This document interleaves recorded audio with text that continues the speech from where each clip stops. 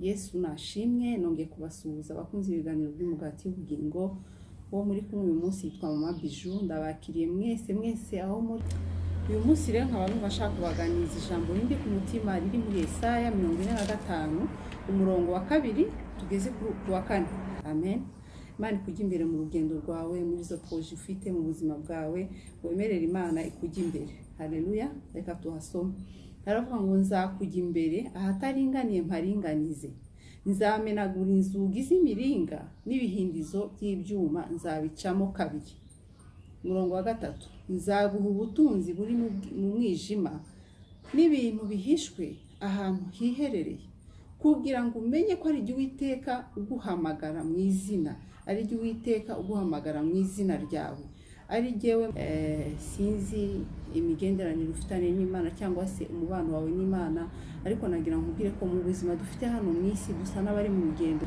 Imana irashaka kujya imbere urimo kundeba. Sinzi ibintu biri gutuma wirukanga, sinzi umuhanda ugeze no kungana, sinzi na obstacle kubona imbere yawe, ariko uyu munsi Imana ikubwira ngo nzakujya imbere. Iyo umuntu akubwiye ngo nzakujya imbere, bisaba ngo nzakujya imbere aho uzajya hose, ndi imbere yawe jewe Imana. Haleluya.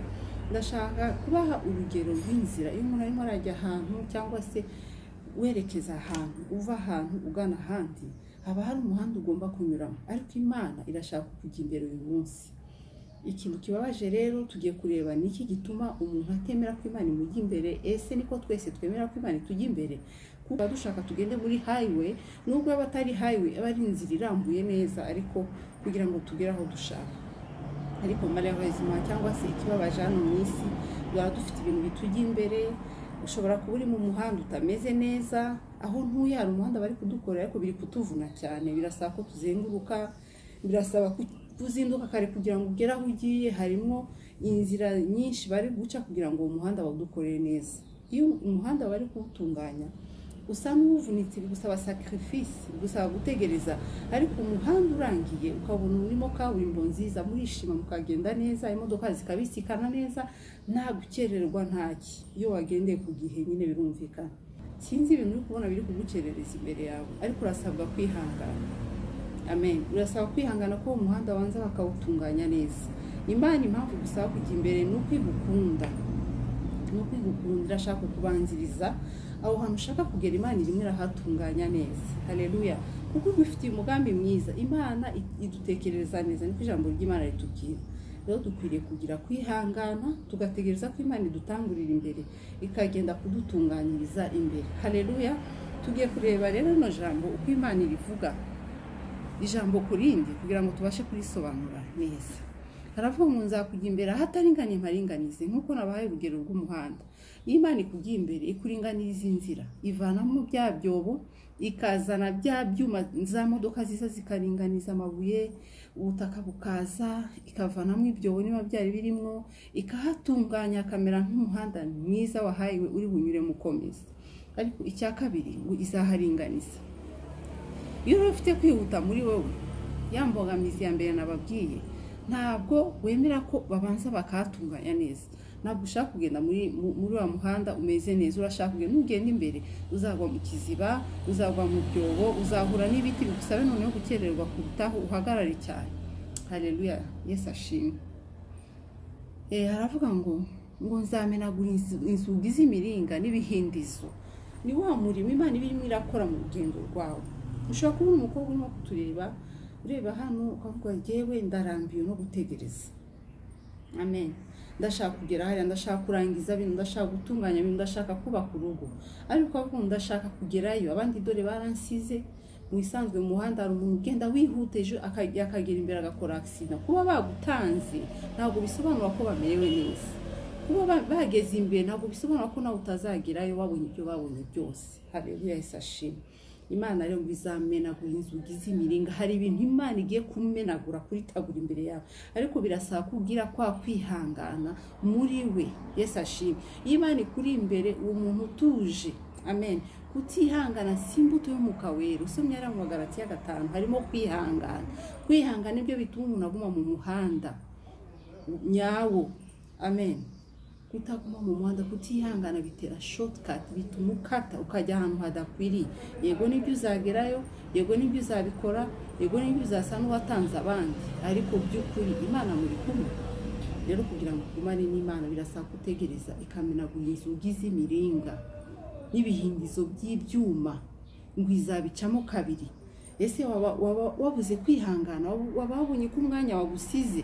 Icyo gihe Imana irashaka kukubwira uyu munsi ikuri imbere ni ijambo ryo kwibutsa umuntu yibagiye amasezerano, umuntu ashaka kugenda mbere ngo asige abandi, ashaka kwihutagiza ntategereze igihe cy'Imana. Icyo gihe Uwiteka iri jambo ni ry'ubuhanuzi ku buzima bwawe kugira ngo ihangane, nzakujya imbere ahataringaniye. Ninde utifuza kugenda ahantu hataringaniye?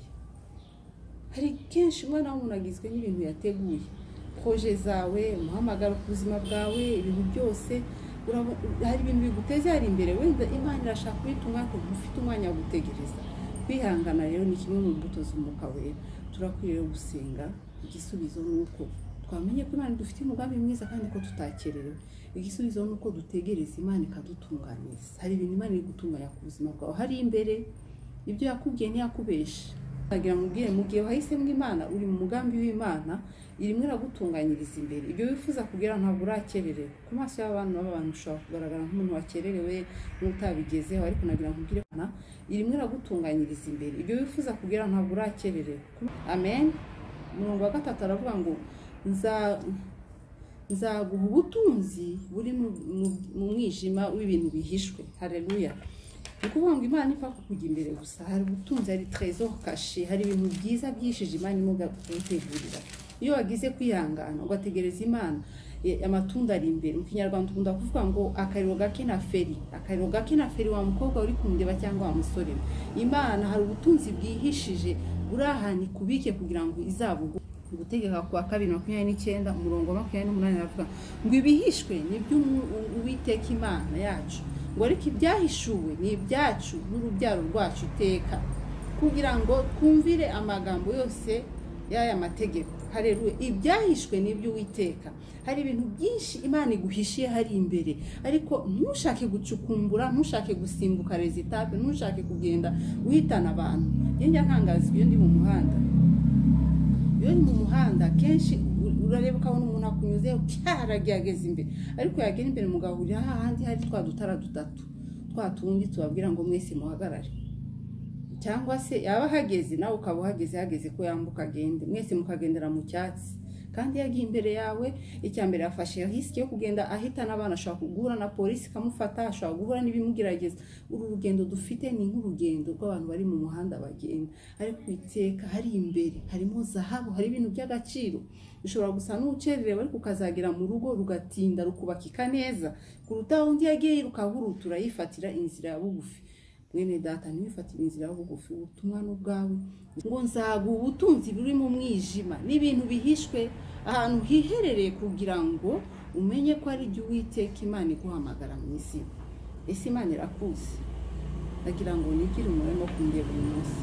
Yego nibyo turakubona uri hano ku isi, uri mu rugendo kimwe nk'abandi, urabona musa, urabona muvuga kimwe, urabona mukora bimwe wanashaka, ariko nagira ngo mbwire byose bihishiwe ahantu hamwe gusa, nuko Imana ikuzi mu izina.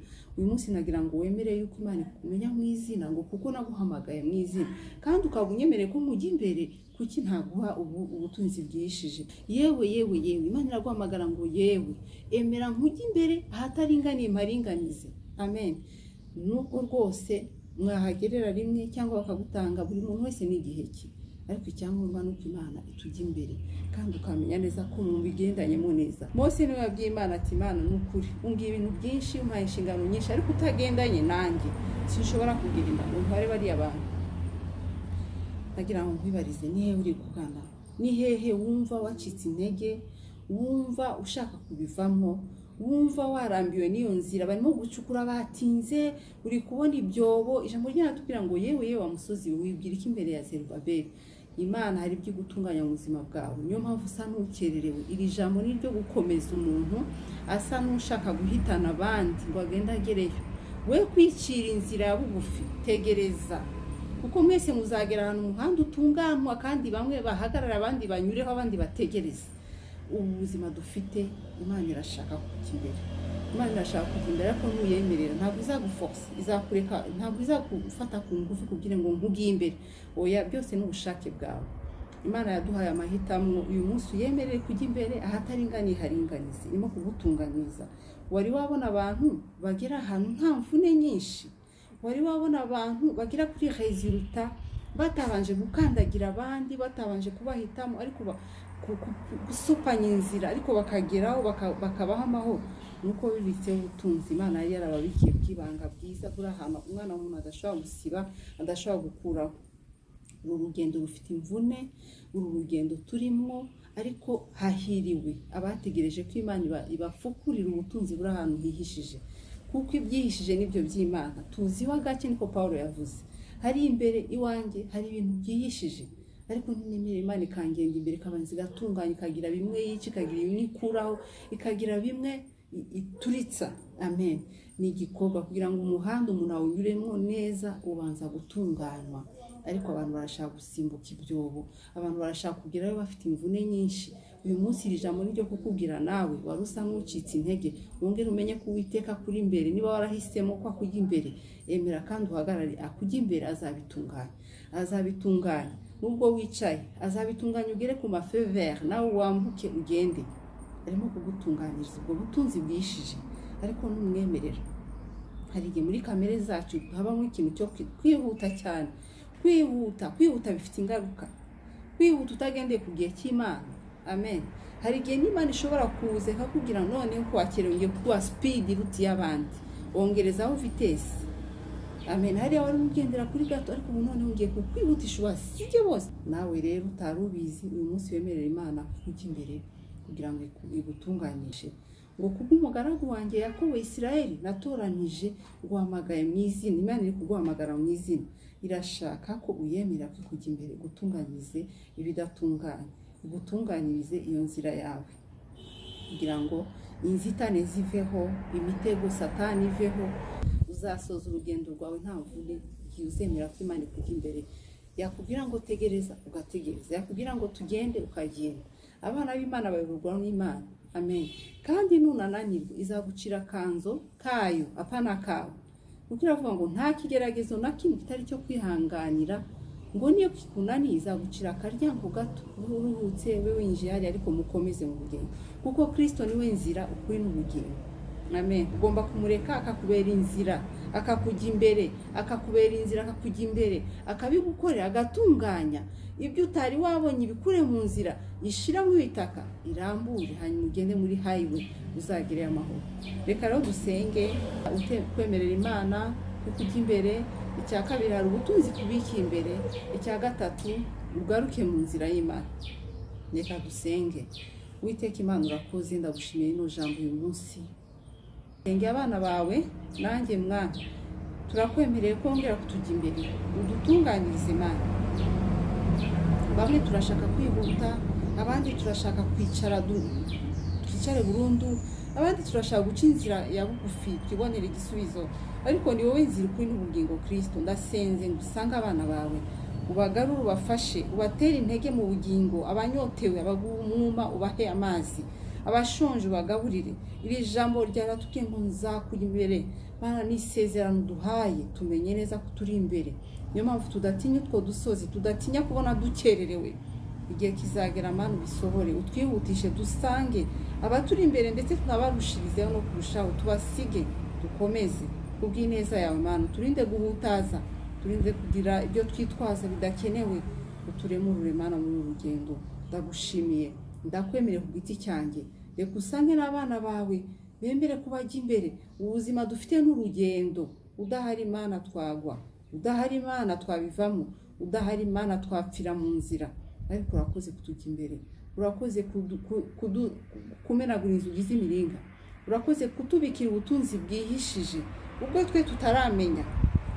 Ibyo twe tuzi Mana ni by'abana b'abantu, bimaze kugaragara ni ibyabo, ariko hari amabanga akomeye, hari trésor, hari ubutunzi, hari richesse utubikiye ahantu Mwana. Dufite amatsiko yo kuzabibona, ariko uyu munsi turakwemereye, utubabarire aho twakwigijeyo, utubabarire aho twibagiye mu rugendo kutari kumwe natwe. Mana, urakoze kubikoze. Mu izina rya Yesu nkugaruye umwana, uri guhamagara mu izina mana nkugaruye umubyeyi nkugaruye umusore n'uyu mukobwa ubigarure mana ubigarurire basenganye nanjye aka kanya mwuka wera ukomeze ubagarura ubavugishe kugira ngo nabo bamenye ko babahamagaye mu izina kuko umugaragu wawe kubw'amasezerano Yakobo bisobanura amasezerano Imana y'amasezerano yasohoze natwe tuzishima mana izina ryawe ryubahwe